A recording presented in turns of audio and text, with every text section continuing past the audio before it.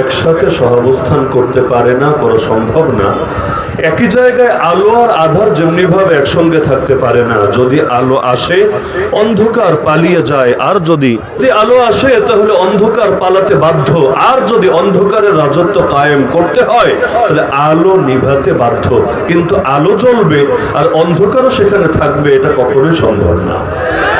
আল্লাহ রাসূল সাল্লাল্লাহু আলাইহি ওয়াসাল্লাম জমিনের মধ্যে আলো নিয়ে এসেছেন, হক নিয়ে এসেছেন। রব্বুল আলামিন তাকে হক দিয়ে পাঠিয়েছেন। কোরআন বলছে হুয়াল্লাযী আরসালা রাসূলাহু বিল হুদা ওয়া দীনিল হক, তিনি সেই আল্লাহ যিনি তার রাসূলকে পাঠিয়েছেন হেদায়েত দিয়ে এবং হক দিন, হক ধর্ম দিয়ে। কেন? লিইয়ুযহিরাহু, যাতে করে সেই হক দিনকে তিনি বিজয়ী করেন, তিনি প্রতিষ্ঠিত করেন। আলা দ্বীনি কুল্লি, বাকি যত দিন আছে, বাকি যত ধর্ম আছে, বাকি যত মতবাদ আছে, বাকি যত আদর্শ আছে, বাকি যত তন্ত্রমন্ত্র আছে, সবকিছুর উপর ইসলামকে যাতে বিজয়ী করেন। মানে ইসলাম হবে জিন্দা আর বাকি যত জাহেলি আদর্শ আছে সব হবে মুর্দা। এজন্যই আল্লাহ তার রাসূলকে হেদায়েত দিয়ে দুনিয়াতে পাঠিয়েছেন। তো রাসূল দুনিয়াতে এসেছেনই দ্বীনের বাতি জ্বালানোর জন্য। আর দ্বীনের বাতি জ্বালানোর জন্য যখন সেটা জ্বলবে তখন এর অপরিহার্য পরিণতি হিসাবে অন্ধকার সেখান থেকে ল্যাজ গুটিয়ে পালাতে বাধ্য হবেই হবে। আল্লাহ রাসূল সাল্লাল্লাহু আলাইহি ওয়াসাল্লামকে মক্কার জামানায় আপনারা সকলেই জানেন অনেকগুলো লোভ দেওয়া হয়েছিল, অফার দেওয়া হয়েছিল। হে মুহাম্মদ, হে ভাতিজা, কি চাও তুমি বলো, তুমি যা চাও তাই তোমাকে দেব। নারী চাইলে সবচাইতে সুন্দরী নারী এনে দেব। যদি তোমার সম্পদ লাগে তাও বলো, সম্পদের পাহাড় বানিয়ে দেব। আর যদি ক্ষমতা চাও সেটাও তুমি বলে ফেলো, আমরা তোমাকে নেতা বানিয়ে নেব, দারুন নাদওয়া নামক পার্লামেন্টে সদস্য বানিয়ে নেব। তোমার মতামত ছাড়া কোন সিদ্ধান্ত, কোন আইন আমরা বাস্তবায়ন করব না। আর 4 নম্বরে, যদি তোমাকে জিনে ধরে থাকে তাও বলে ফেলো ভাতিজা, আমরা সবচাইতে ভালো কবিরাজ ডেকে এনে চিকিৎসা করাবো। নাউযুবিল্লাহ। আল্লাহ রাসূলকে এই যে 4টা অফার দেওয়া হলো, তিনি কি 4টা অফারের কোন একটা অফার গ্রহণ করেছিলেন? নবী নারীর অফারও গ্রহণ করেন নাই, সম্পদের অফারও গ্রহণ করেন নাই, ক্ষমতার অফারও গ্রহণ করেন নাই। আর বাকি 4 নম্বরে যেটা দিয়েছে সেটা তো গ্রহণ করার প্রশ্নই আসে না। এই যে আল্লাহ রাসূলকে ক্ষমতার অফার দেওয়া হলো, গ্রহণ করলেন না কেন? আমাদের তো অবস্থা এমন, আরে হাজার হাজার বাঙালি পাবেন এমন নিজেকে ক্ষমতার গদিতে নেওয়ার জন্য আর ক্ষমতায় গদিতে থাকার জন্য আরে মানুষ হয়ে অমানুষের কাজ করতেও রাজি, মানুষ হয়ে কুত্তা বিড়ালের স্তরেও নিজেকে নামিয়ে আনতে রাজি। জীবনের মাকসাদই হলো ক্ষমতা, জীবনের মাকসাদই হলো নিজের গতি রক্ষা করা। এর বাইরে যেন কোনো কিছুই বোঝে না। এজন্য খুন করা লাগলে খুন করতে রাজি, গুম করা লাগলে গুম করতে রাজি, সন্ত্রাস লাগলে সন্ত্রাস করতে রাজি, চাঁদাবাজি লাগলে চাঁদাবাজি করতে রাজি, যত আকাম কুকাম আছে সব করতে রাজি। বিনিময়ে তার ক্ষমতা লাগবেই লাগবে। যদি জিজ্ঞাসা করেন ক্ষমতা পেলে কি হবে, বলবে দেশের সেবা হবে, দশের সেবা হবে, জনতার খেদমত হবে। কারণ এই দেশে ক্ষমতায় যারা যায় একথা বলতে পারবে না যে আমি না খেয়ে মরছি, এখন ক্ষমতায় গেলে মাসে যে লাখ 2-1 টাকা বেতন পাবো এটা দিয়ে আমার সংসার চলবে, এজন্য আমি ক্ষমতায় যেতে চাচ্ছি। একটা এমপির বেতন কত, একটা মন্ত্রীর বেতন কত, একটা প্রধানমন্ত্রীর বেতন কত? তার চাইতে মজার বিষয় হলো গণতান্ত্রিক দেশ যেগুলো আছে বাংলাদেশের মতো গণতান্ত্রিক দেশের নিয়ম অনুসারে এই সমস্ত দেশে জনগণ হয় ক্ষমতার মালিক, আর যারা ক্ষমতায় থাকে, যারা প্রশাসনে থাকে, যারা রাজনৈতিক বড় বড় গদি দখল করে থাকে তারা হয় জনগণের চাকর, জনগণের কর্মচারী। নিয়ম কিন্তু এটাই যে গণতান্ত্রিক দেশের মতো জনগণই মূল চালিকা শক্তি, জনগণকেই বলা হয় ক্ষমতার মালিক। আর পুলিশই হোক, সেনাবাহিনী হোক, মন্ত্রী হোক, এমপি হোক, প্রধানমন্ত্রী হোক, সবাই হলো জনতার কর্মচারী, জনতার শ্রমিক। এজন্য আইন অনুসারে মানুষ পুলিশকে স্যার বলবে না, পুলিশ জনগণকে স্যার বলবে। এটাই আইন, এটাই কথা, এটাই হওয়া দরকার ছিল, লেকিন হয় নাই। সব ক্ষেত্রে উল্টে গিয়েছে। এমনকি দরকার ছিল রাস্তায় যদি গাড়ি আটকায়, কাগজপত্রও ঠিক নাই, তবুও আপনাকে সম্বোধন করবে সম্মানের সাথে, স্যার স্যার বলে। আর এখন তো মাহফিলের অনুমতিও যদি আনতে যায় আগে বাপ মা তুলে গালি দিয়ে তারপর কথা শুরু করে। হওয়া দরকার ছিল একটা, হয়ে গেছে আরেকটা। তো যে প্রসঙ্গে বলছিলাম, যারা ক্ষমতায় থাকে তারা তো চাকর। যে যত বড় ক্ষমতাধর সে তত বড় চাকর, তত বড় চাকরানি। মহিলা হলে চাকরানি, পুরুষ হলে চাকর। তো চাকর হওয়ার লোভ কিসের জন্য? আরে চাকরানি হওয়ার লোভ কিসের জন্য? শুধুই জনগণের খেদমত করার জন্য? বলবে না, জনগণ তো হলো আমাদের জন্য একটা হাতিয়ার। হাতিয়ার যদি না থাকে তাহলে ধান্দা করবো কিভাবে? তো এখন কথায় কথায় তো উন্নয়ন উন্নয়ন, দেশপ্রেম দেশপ্রেম, মুক্তিযুদ্ধের চেতনা, মুক্তিযুদ্ধের চেতনা, খালি ডায়লগ আর ডায়লগ মারতে থাকবে, তো সবকিছুর পেছনে খালি ধান্দাবাজি চলতে থাকবে। তো এখন ক্ষমতার অফার আল্লাহ রসুলকে যেচে দেওয়া হচ্ছে। নিজে পোস্টারিং করে করে ক্ষমতা চাচ্ছেন না, মাইকিং করে করে ক্ষমতা চাচ্ছেন না, কোটি কোটি টাকা ব্যয় করে ভোট কেনারও ফিকির করছেন না। বাঙালি তো সাধে ভোটও দেয় না, কয়জন মানুষ ভোট দেয়? হ্যাঁ, গত 15 বছর দেয় নাই ভিন্ন কারণে, কারণ সকাল 10টায় রোদে পড়ে ভোট দিতে গিয়ে কি করবে? তাহাজ্জুদের সময় তো আমল খতম হয়ে গিয়েছে। এমনকি যারা দুনিয়া থেকে চলে গিয়েছে, কবরে শুয়ে আছে, তাদের ভোটও তাদের পক্ষ থেকে প্রেতাত্মা এসে দিয়ে চলে গেছে। কিন্তু যখন ভোট দেওয়া স্বাভাবিক পরিস্থিতিও থাকতো, তখনও তো ভোট বিক্রি হয় পয়সার বিনিময়ে, হয় না? টাকার বিনিময়ে, অথবা ফুসপানির বিনিময়ে, বিড়ি সিগারেটের বিনিময়ে, অথবা বিভিন্ন লোভনীয় অফারের বিনিময়ে। আল্লাহ রসুলকে ভোট কিনতে হচ্ছে না, উল্টো নবীকে প্রস্তাব দেওয়া হচ্ছে, যদি খালি কবুল বলে সঙ্গে সঙ্গে তাকে নেতা মেনে নেওয়া হবে। কিন্তু আল্লাহ রসুল কবুল বলেছেন নাকি না করেছেন? কেন না করলেন? যদি বলেন হুজুর মানুষ, ক্ষমতা দিয়ে কি করবে? হুজুররা তো সারা জীবন মানুষের সামনে নত হয়ে শুধু থাকবে, হুজুরদের ক্ষমতার দরকার নাই, এটাই যদি বলেন ব্যাখ্যা, তাহলে মদিনায় যাওয়ার পরে আমার রাসূল রাষ্ট্রপ্রধান কেন হলেন, আমিরুল মুমিনিন কেন হলেন? সমস্ত নাগরিক যারা ছিল মদিনার মধ্যে, খালি মুসলমান বলেই কথা না, ইহুদি হোক, অন্যান্য ধর্মের লোক হোক, সকলের নেতা তিনি কেন হলেন? তার মানে ক্ষমতা নিয়ে তার অপছন্দনীয়তা আছে এমন না, উপরন্তু পাওয়ার ছাড়া আল্লাহর জমিন, আল্লাহর দিন বাস্তবায়ন করা কখনোই সম্ভব না। আরে পাওয়ার যদি না থাকে, স্বাধীনতা হয়ে গেল, বাংলাদেশে 54 বছরটা হয়ে যাচ্ছে প্রায়, লেকিন ক্ষমতা নাই বলেই তো এত এত চিৎকার করছেন কাদিয়ানীদের কাফের ঘোষণা করতে হবে, কাদিয়ানীদের অমুসলিম ঘোষণা করতে হবে। সে 71 থেকে আওয়াজ উঠলো, আজ 2024 প্রায় শেষ হতে চললো, এখনো পর্যন্ত কত সরকার এলো আর গেল, কাদিয়ানীদের কেউ তো কাফের ঘোষণা করলো। উল্টো সবাই টিটকারি মারতে শুরু করলো, কেউ বলতে শুরু করলো কে মুসলমান আর কে মুসলমান না। আরে এটা আমরা কেন নির্ধারণ করতে হবে? এটা আল্লাহর উপর ছেড়ে দিলেই তো চলবে। নাউযুবিল্লাহি মিন যালিক। অথচ ওদেরকে অমুসলিম ঘোষণা না দেওয়ার কারণে, এই মর্মে আইন না বানানোর কারণে, ওদের আইডি কার্ডেও লেখা থাকে মুসলমান, পাসপোর্টেও লেখা থাকে মুসলমান। এমনকি ওরা এই পাসপোর্ট দিয়ে ভিসার আবেদন করে, মক্কা মদিনার ভিসা লাগিয়ে সেই হজে চলে যায়, ওমরায় চলে যায়। অথচ আল্লাহর ঘরে, সেই মক্কা মদিনা, সেই গোটা আরব উপদ্বীপে মুসলমান ছাড়া কারো প্রবেশ করা জায়েজই নাই, সম্পূর্ণ হারাম, সম্পূর্ণ নিষেধ। কোরআনের আয়াত দ্বারা প্রমাণিত, নবীর হাদিস দ্বারা প্রমাণিত। এমনকি অনেক মেয়েকে পর্যন্ত বিয়ে করে, মুসলিম মেয়েকে বিয়ে করে, কিন্তু ও যে কাদিয়ানি এটা অনেকে জানে না, বা জানলেও ও যে কাট্টা কাফের এটা তো স্পষ্ট না। কাজীর কাছে যায়, কাজী বিয়ে রেজিস্ট্রি করে দেয় যে মুসলমান ছেলে আর মুসলমান মেয়ের বিয়ে হয়েছে, নাউযুবিল্লাহ। অথচ এই বিয়ে মোটেও হয় নাই। যতদিন সংসার করবে জিনা হবে, যে বাচ্চা পয়দা হবে হারাম হবে। কাদিয়ানীদের কাফের ঘোষণা করা কত দিক থেকে দরকার ছিল? ওদের সালাম দিলেও তো পাপ হবে, ওরা মরলে মুসলমানের কবরস্থানে দাফন করলেও তো গুনাহ হবে, আর ওদের জানাজা যদি কোনো হুজুর পড়ায়, কোনো মুসলমান পড়ে, ওরা আমলনামেও তো গুনাহ লেখা হবে। দরকার ছিল, লেকিন 54 বছর ধরে আন্দোলন চলছে, রেজাল্ট তো জিরো হয়ে আছে। আর কত উদাহরণ লাগবে? মসজিদে আসলে আল্লাহর ইবাদত করতে পারবেন, কিন্তু আদালতে গেলে আল্লাহর ইবাদত কিভাবে করবেন? আল্লাহ বলবে একটা, আপনাকে মানতে বাধ্য করবে আরেকটা।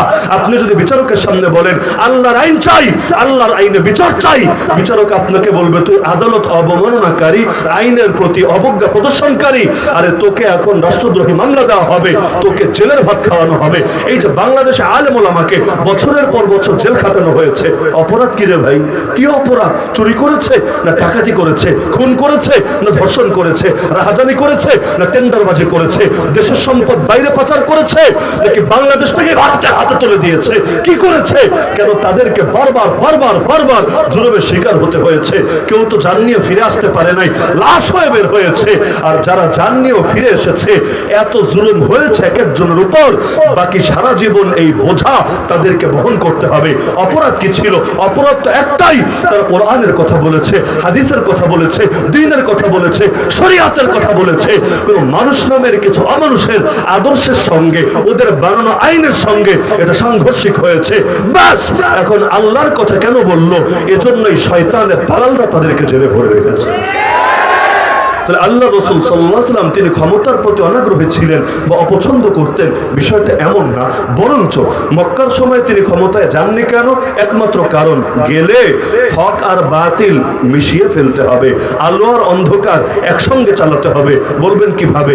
মক্কায় একনায়কতন্ত্র ছিল না, একজনের কথাই মক্কা শহর চলতো না, বরং সেখানে তারা সবাই মিলে একসঙ্গে সলা পরামর্শে বসতো, বৈঠকে বসতো, প্রত্যেকের মতামত নেওয়া হতো।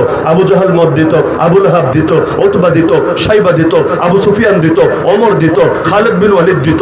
সবাই মিলে মতামত দেওয়ার পর মাথা গুনে গুনে যেই দিকে মত বেশি আছে সেই মতটাকে চূড়ান্ত করা হতো, যেদিকে মত কম বা সেই মতটা প্রত্যাহার করা হতো। তা আল্লাহর নবী গিয়ে যদি ওদের সাথে বৈঠকে বসেন, পয়েন্ট বুঝেন, নবী গিয়ে যদি ওদের সাথে বৈঠকে বসেন, মনে করেন আলোচনা শুরু হলো যে যারা চুরি করবে এদের কি সাজা দেওয়া যেতে পারে, আল্লাহ নবী বলবে কোরআনে আল্লাহ জানিয়ে দিয়েছেন ওদের হাত কেটে দিতে হবে। যদি চোর চুরি করে, পুরুষ হোক আর নারী হোক, 10 দিরহাম পরিমাণ সর্বনিম্ন চুরি করে, সাজা হলো তার হাত কবজি থেকে, এখান থেকে না, কবজি থেকে কেটে দিতে হবে। এটা আল্লাহর পক্ষ থেকে নির্ধারিত সাজা। নবী বলার পর আবু জাহাল বলতো, ভাতিজা বিকুল বিকুল, ঠান্ডা হও, মাথা এত গরম করো না। আরে চুরি করলেই হাত কাটা যাবে না, আগে দেখতে হবে দলের লোক না বিরোধী দলের লোক। যদি দলের লোক হয় হাত কাটা যাবে না, হাতে নিয়ে চুমু খেতে হবে আর কানে কানে বলতে হবে, ভাতিজা খেয়েছিস খা, টুকটাক দিয়ে তো খাবি, একা একা খেলে তো হবে না, একা একা খেলে দেশ চলবে কিভাবে, তুইও খা আমাদেরও খাওয়া, সবাই মিলে একসঙ্গে চলি। আর যদি বিরোধী দলের হয় তাহলে হাত প্রয়োজনে কবজি থেকে না, কোনই থেকে, প্রয়োজনে এখান থেকে না, গোড়া থেকে কেটে দেব। আবু লাহাব বলতো, থাক এই জামানায় এত কড়াকড়ির দরকার কি, এগুলো বড় বড়তা, এগুলো নৃশংসতা, আরে 10টা 20টা চড়থাপ্পড় দিয়ে ছেড়ে দেব। আরেকজন বলতো, না এক কাজ করি, 1 মাসের জেল দিয়ে দেই, 1 মাস জেল খাটার পর ওকে ছেড়ে দেব। এক একজন এক এক কথা বলতো। এরপর মাথা গোনা হতো, কে রে, জেলের পক্ষে কে, হাত কাটার পক্ষে কে, চরের পক্ষে কে, ছাড়ার পক্ষে কে। দেখা যেত যেই পক্ষে মত বেশি সেটাকে আইন হিসাবে চূড়ান্ত করা হতো। এভাবে কখনো রাসূলের পক্ষে মত যেত, কখনো রাসূলের বিপক্ষে মত যেত। ইসলাম তো বলে, আল্লাহ বলেছেন বাস, এবার পৃথিবীর কেউ বলুক বা না বলুক সেটাই চূড়ান্ত, সেটাই কার্যকর। কিন্তু এভাবে নবী যদি ক্ষমতায় যেতেন, আল্লাহটা সর্বদা চূড়ান্ত হতো না। কখনো আল্লাহ পাস আর কখনো আবু জাহাল, আবু লাহাব, উতবা, শাইবা পাস। নাউযুবিল্লাহ। এটাকে তাওহীদ বলে না, শিরক বলে, ঈমান বলে না, কুফর বলে, হক বলে না, হক বাতিল মিশে জগা খিচুড়ি হওয়া বলে। আল্লাহ নবী মক্কায় কেন ক্ষমতা নেন নাই? একমাত্র ব্যাখ্যা, দ্বিতীয় ব্যাখ্যা পারলেন বোঝানো আমাকে, যে আল্লাহ নবী মক্কায় যদি ক্ষমতা নিতেন তাহলে হক জিন্দা হতো না, আল্লাহর জমিন, আল্লাহর দিন বিজয়ী হতো না, বরং জগা খিচুড়ি হতো, গোলালু হতো। গোলালু বুঝেন? সব তরকারির সঙ্গে চলে। দুনিয়ার মধ্যে কেউ গোলালু হলে ওর জেলেও যাওয়া লাগে না, আর ফাঁসির দড়িও গলায় পড়া লাগে না, ওর নামে হামলা মামলাও হয় না। আরে ফ্যাসিস্ট থাকুক আর স্বৈরাচার থাকুক, এক নায়ক থাকুক আর 10 নায়ক থাকুক, এক নায়কতন্ত্র, এক নায়িকাতন্ত্র যদি থাকে ওর কোনো টেনশন থাকে না, সব সময় সে আরামে থাকতে পারে। কেন? চাটাচাটি যারা করতে পারে এদের প্রতি কেউ নারাজ হয় না, সকলেই রাজি থাকে। আল্লাহ নবী আমাদেরকে শিখিয়েছেন না, জীবন একটা, এই এক জীবন আল্লাহর জন্য কোরবান করে দিতে হবে। আর সুখের দিন হোক আর দুঃখের দিন হোক, সুর একই থাকতে হবে। মক্কায় আমার নবী মায়ের খেয়েছেন, তারপরও যেই ভাষায় কথা বলেছেন, মদিনায় যখন গিয়েছেন ভাষা পরিবর্তন করেন নাই, একই ভাষায় কথা বলেছেন। কি শিখালো ইসলাম? যে তুমি বিজয়ী হও, তুমি পরাজিতই হও, তুমি মাজলুমি হও আর তুমি দেশের শাসকই হও, তোমার কথা চেঞ্জ হবে না, সুর চেঞ্জ হবে না, কোরআনের আয়াত চেঞ্জ হবে না, সব একই থাকবে। যদি দেখেন যে সরকার একটা ক্ষমতায় আসলে এক সুরে কথা বলে আর ক্ষমতা থেকে চলে গেলে সুর আবার সম্পূর্ণ চেঞ্জ করে ফেলে, বুঝবেন সে আল্লাহর নবীর খাঁটি ওয়ারিস না, সে ধান্দাবাজ ছাড়া কিছু। এই যে মুসলমানের কথা সব সময় এক থাকবে, যদি লোকে গালি দেয় তাও এই ভাষায় কথা বলবে, যদি লোকে হামলা মামলা চালায় তো একই ভাষায় কথা বলবে। আলহামদুলিল্লাহ, হকপন্থী ওলামায়ে কেরামের দিকে তাকান, যখন বাংলা জমিনে জিহাদ শব্দকেও নিষিদ্ধ করে ফেলা হয়েছিল, খেলা হয় নাই? জিহাদকে জঙ্গিবাদ বলে চালিয়ে দেওয়া হতো, জিহাদকে সন্ত্রাস বলে চালিয়ে দেওয়া হতো। আরে হুজুর একটারে ধরে সামনে কয়টা বই সাজিয়ে রেখে বলতো জিহাদি বই পাওয়া গিয়েছে, মানে কি জানি কবিরা গুনাহ হয়ে গিয়েছে। আরে জিহাদি বই আবার কি জিনিস রে ভাই? যে কোরআনে নামাজ নিয়ে আয়াত আছে মাত্র 82টা, একই কোরআনে জিহাদ নিয়ে আয়াত আছে 484টা। তো যার সিনায় কোরআন আছে সে যদি 82টা নামাজের আয়াত নিয়ে বয়ান করে, যার সিনায় কোরআন আছে সে 484টা জিহাদের আয়াত গোপন রাখবে কিভাবে? জিহাদের কথা তো বলাই লাগবে, আরে গোপন রাখবে কিভাবে? দুনিয়ার চোখে চোখ রেখে তো উল্টো এই হুঙ্কার ছুড়বে, তোদের চোখে জিহাদের কথা বলা যদি জঙ্গিবাদ হয়, মুসলমান জঙ্গিবাদী গালি খেতে রাজি। তোদের চোখে দিন কায়েমের কথা যদি উগ্রবাদ হয়, মুসলমান উগ্রবাদী গালি খেতে রাজি। তোদের চোখে খিলাফা যদি মৌলবাদ হয়, মুসলমান মৌলবাদী গালি খেতে রাজি। তোদের পক্ষে মাজলুমের পাশে দাঁড়ানো যদি সাম্প্রদায়িকতা হয়, মুসলমান সাম্প্রদায়িক গালি খেতে রাজি। আল্লাহর কসম, তোরা যত গালি দেশ মুসলমান সব গালি খেতে রাজি, কিন্তু গালির ভয়ে আল্লাহ দ্বীনের একটা বিধান ছাড়তেও রাজি না।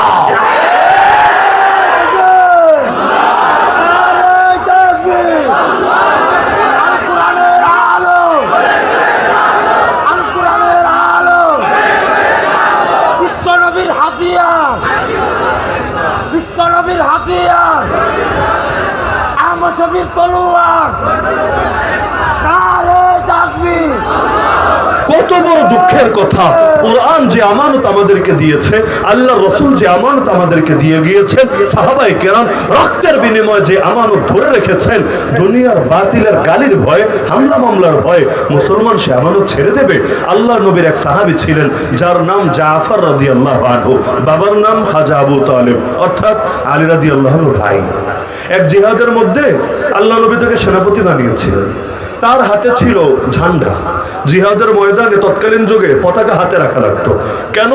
দুই দলের পতাকা যদি হাতে থাকে, আসমানে উঠতে থাকে, সবাই মিলে বুঝবে যে জিহাদ বা লড়াই যুদ্ধ এখনো চালু আছে, পরাজয় আসে নাই, আত্মসমর্পণ করে নাই। যদি দেখে এক পক্ষেরটা উঁচু আছে আর এক পক্ষেরটা নেমে গেছে, তাহলে বুঝবে হয়তো সারেন্ডার করেছে, না হলে পরাজিত হয়ে গিয়েছে। তো এজন্য যুদ্ধের ময়দানে পতাকা উড়িয়ে রাখা এটা বড় গুরুত্বপূর্ণ দায়িত্ব ছিল। এবং যারা হামলা করতো ওরা পতাকা বাহীকে বিশেষভাবে টার্গেট করতো। অনেক ক্ষেত্রে যিনি সেনাপতি হতেন তিনি এক হাতে পতাকা ধরে রাখতেন। তো জাফর রাদিয়াল্লাহু আনহু তার হাতে ছিল নবীর দেওয়া পতাকা, কালেমার পতাকা, ইসলামের পতাকা, দ্বীনের পতাকা, শরিয়াতের পতাকা। এক কাফের এসে তরবারি দিয়ে তার হাতের মধ্যে একটা কোপ মারলো, হাত কেটে গেল। এমন ভাবে কাটলো যে শরীর থেকে আলাদা হয়ে গেল। কিন্তু তিনি এটা মেনে নিতে পারছিলেন না যে হাত গেছে যাক, কিন্তু আমি জীবিত থাকতে আল্লাহর নবীর দেওয়া পতাকা মাটিতে পড়বে, এটা তো মেনে নেওয়া যায় না। তো হাত কেটে গিয়েছে, তো পতাকা মাটিতে গড়িয়ে পড়ার আগে বাম হাত দিয়ে পতাকা খপ করে ধরে ফেলেছেন। এবার কাফের এসে আরেকটা কোপ মেরেছে, বাম হাতটাও কেটে শরীর থেকে আলাদা হয়ে গিয়েছে। এবারও তিনি চিন্তা করছেন, আরে হাত দুটো গেছে যাক না, আমার হাত গেলে কিছু আসা যায় না, কিন্তু আল্লাহর নবীর দেওয়া পতাকা মাটিতে পড়তে দেব না। এবার বাহু দিয়ে, অর্থাৎ দুই হাত তো শেষ, এই যে কাটা যে অংশের বাহু আছে এটা দিয়ে বহুত কষ্ট করে বুকের সঙ্গে পতাকাটা আগলে রাখলেন। তবুও কাফের মনে দয়া হলো না, চূড়ান্ত আঘাত করলেন। আল্লাহর বান্দা চূড়ান্ত আঘাতে নির্মম ভাবে শাহাদাত বরণ করলেন। কিন্তু শেষ মুহূর্ত পর্যন্ত যতক্ষণ নিজে দাঁড়ানো ছিলেন পতাকা মাটিতে পড়তে দেন নাই, পতাকা উঁচু রেখেছিলেন। যখন তিনি শহীদ হয়ে গেলেন, আরেক সাহাবী এসে তার হাতে পতাকা নিয়ে নিলেন। আল্লাহ নবী সাল্লাল্লাহু আলাইহি ওয়াসাল্লাম ছিলেন মদিনায়, এটা মদিনা থেকে অনেক দূরে, যুদ্ধের ময়দানের ঘটনা।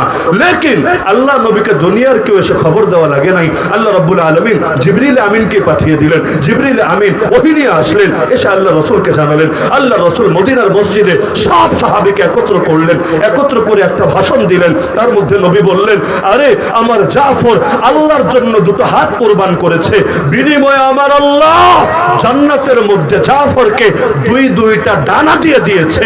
সে আল্লাহকে দিয়েছে হাত, আল্লাহ তাকে দিয়েছে ডানা। আমি দেখেছি সে তার দুই ডানা মেলে মেলে জান্নাতে উড়ে বেড়াচ্ছে। এজন্য তার নামই হয়ে গেছে জাফরের সঙ্গে তৈয়ার। তৈয়ার তৈয়ার মানে যিনি উড়ে বেড়ান। উড়ে বেড়ান কেন নাম হয়েছে? কারণ নবী বলেছেন আমি দেখেছি সে নিজের ডানা মেলে মেলে জান্নাতে উড়ে বেড়াচ্ছে। তো সাহাবায়ে কেরাম জান দিয়ে দিতেন, কিন্তু আল্লাহর নবীর দেওয়া পতাকা জমিনে পড়তে দিতেন না। এমনকি নিজের দেহে আঘাত আসলে এটারও পরোয়া করতেন না। আবু জাহালকে যেই দুইটা বাচ্চা হত্যা করেছিল, একজনের নাম মুআজ আর একজনের নাম মুআওয়াজ, তাদের একজনের হাতের মধ্যে এক কাফের কোপ মেরে দিয়েছিল। হাতটা কেটেছে, কিন্তু কেটে শরীর থেকে পুরো আলাদা হয়নি, গোশতও কেটেছে, হাড্ডিও কেটেছে, কিন্তু লাস্ট মাথায় চামড়ার সঙ্গে হাতটা ঝুলেছিল, এভাবে ঝুলছিল। কারো যদি জীবনে কাটার অভিজ্ঞতা থাকে বোঝার কথা, যদি কোনো অঙ্গ ঝুলে থাকে যতবার এটাতে নাড়া লাগে ততবার ভেতরে কলিজাটা মোচড় দিয়ে ওঠে। আল্লাহর বান্দা হাতটা যখন কেটে গেল, আর এক হাতে তরবারি নিয়ে কাফেরের বিরুদ্ধে লড়াই চালিয়ে যাচ্ছিল। বদরের ময়দানের অবস্থা তো সবাই জানেন। এমনি মুসলমান সংখ্যায় 3 গুণ কম, অস্ত্র শস্ত্র ঘাটতি, বসে থাকার সুযোগ কোথায়, আর এক হাত দিয়ে লড়াই চালিয়ে যাচ্ছেন। তো যতবার এই হাতে টান লাগছিল কলিজায় মোচড় দিয়ে উঠছিল। তিনি বুঝতে পারছিলেন এই ব্যথা নিয়ে বেশিক্ষণ লড়াই করতে পারবো না, কি করা যায়। এবার হাতটাকে মাটির উপরে রাখলেন, পা দিয়ে হাতের উপর পাড়া দিলেন, তারপর এদিক থেকে এমন জোরে টান মারলেন আর হাতটা শরীর থেকে ছিন্ন হয়ে গেল। এবার অবশিষ্ট হাত দিয়ে ঠিকই আল্লাহর দ্বীনের পথে লড়াই চালিয়ে গেল। হাত কোরবান করতে রাজি, কিন্তু নবীর আদর্শ থেকে, জিহাদের পথ থেকে এক চুল পরিমাণ সরতে রাজি না। অথচ দেখেন আমরা নাউযুবিল্লাহি মিন যালিক আল্লাহর নবীর দেওয়া পতাকা সেই কবেই আমরা হাতছাড়া করে ফেলে দিয়েছি। বাংলাদেশ মুসলিম দেশ, মুসলমানের দেশের ছাদে ব্রাজিলের পতাকা দেখবেন, আর্জেন্টিনার পতাকা দেখবেন, স্পেনের পতাকা দেখবেন, ইটালির পতাকা দেখবেন, ফ্রান্সের পতাকা দেখবেন, সব কাফের মুশরিকদের পতাকা দেখবেন। এমনকি এখন তো রংধনুর পতাকা উড়াতে শুরু করেছে, সমকামিতার প্রতীক, এলজিবিটিকিউর প্রতীক। সমকামিতার পতাকা উড়বে বাংলাদেশে, কালেমার পতাকা যদি খালি কেউ উড়ায়, এটা নিয়ে ওদের গায়ে এমন ভাবে আগুন জ্বলে ওঠে, বলে দেখ দেখ দেখ বাংলাদেশে জঙ্গিবাদের উত্থান শুরু হয়েছে।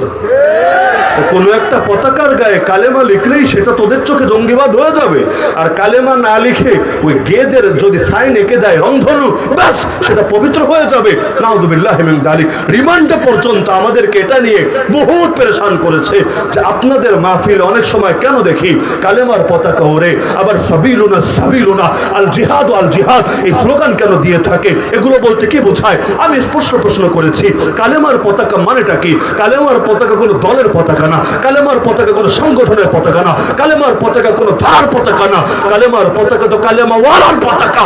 কালেমার ওয়ালা তো প্রতিটা মুসলমানের পতাকা। তোমাদের চোখে কালেমার পতাকা জঙ্গিবাদের পতাকা হতে পারে, কিন্তু মুসলমান কালেমার পতাকা জঙ্গিবাদ গালির ভয় কিছুতেই ছাড়তে পারে না।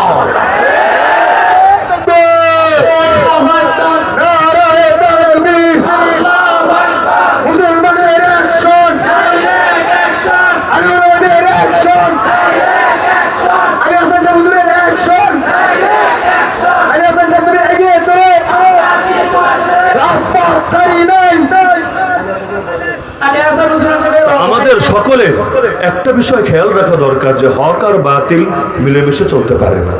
আমাকে যদি 1 গ্লাস পানি দেন, 1 গ্লাসের ভিতর 1-2 ফোঁটা গরুর চুনা ছেড়ে দেন, এটা খাওয়া কি আমার জন্য হালাল হবে না হারাম হবে? এটা কি পাক থাকবে নাকি নাপাক হয়ে যাবে? কেন? দুই বিপরীত জিনিস একসঙ্গে জমতে পারে না, সম্ভব না। যদি এটাকে পবিত্র রাখতে চান অপবিত্র থেকে দূরে রাখতে হবে, আর যদি অপবিত্র মিশ্রিত হয়ে যায় তখন এটাকে বর্জন করতে হবে। এটাই নিয়ম। একজন মানুষ উযু করার জন্য কতগুলো কাজ করা লাগে? সর্বনিম্ন 4টা কাজ করা লাগে। আপনারা জানেন উযুর ফরজ কয়টা? 4টা, সর্বনিম্ন 4টা। যদি না করে উযু হবে না। কিন্তু উযু ভাঙার জন্য 4টা লাগে না, 7টাও লাগে না, 10টাও লাগে না, যে কোনো একটা পাওয়া গেলেই কিন্তু চলে। একজন মানুষ মানুষের মতো মানুষ হওয়ার জন্য কতগুলো গুণ লাগে, কিন্তু অমানুষ হতে কি লাগে? যে কোনো একটা মৌলিক বিষয়ে ডিস্টার্ব থাকলেই চলে। সব ভালো, মায়ের সঙ্গে বেয়াদবি করে, সব ভালো, কিন্তু মানুষ হয়ে মানুষকে খুন করে অন্যায় ভাবে। এরকম একটা জিনিস যদি পাওয়া যায়, লোকে ঠিকই তাকে অমানুষ বলে গালি দেবে, অথচ তার মধ্যে শত শত হাজার হাজার ভালো গুণ থাকতে পারে। আমরা যেহেতু কারাগারে 1 বছর থেকেছি, কারাগারের মধ্যে নাই ভাই কোন শ্রেণীর মানুষ, সবই তো বিদ্যমান আছে। রাজাকার মামলার আসামি বলেন, খুনের আসামি বলেন, ধর্ষক বলেন, অথবা সন্ত্রাসী, ডাকাত, যা লাগবে সবই মজুদ আছে। মাঝে মধ্যে অবাক হতাম, হ্যাঁ রে, এত ভালো মানুষটা ধর্ষণ করলো কিভাবে? এত ভালো মানুষটা, সেটা কি সন্ত্রাসীদের গডফাদার? এটা হয় কিভাবে? পরবর্তীতে বুঝতাম না, তার আসলে দুইটা রূপ কাজ করে, একটা আমাদের সামনে আর আরেকটা হলো বাইরে। জেলের মধ্যে টিটি, যারা টিটি মানে টপ টেরর মানে একেবারে উচ্চ পর্যায়ের সন্ত্রাসী, এদের অনেক আলেম ওলামার এই পরিমাণ খেদমত করেছে, সুবহানাল্লাহ। মানে এগুলো বললে শুধু বলাই যাবে ঘন্টার পর ঘন্টা, লেকিন বাইরে তাদের এমন মাফিয়া রাজত্ব আছে, তাদের নাম শুনলেও এলাকার লোকেরা, এমনকি সাধারণ গন্ডা পর্যন্ত থরথর করে কাঁপে। তো দেখা যায় একজন অমানুষের ভেতর অনেক মানুষের গুণ থাকে, কিন্তু একটাই যদি শয়তানি বেশি প্রকাশিত হয়ে পড়ে, তখন মানুষ ধরে আর মানুষ বলে না, আজ তো অমানুষ বলে। তো বলছিলাম, আল্লাহ নবী এসেছেন হক বাতিল মিলিয়ে জগা খিচুড়ি পাকানোর জন্য, নাকি বাতিলকে নামিয়ে হকের উঁচু করার জন্য?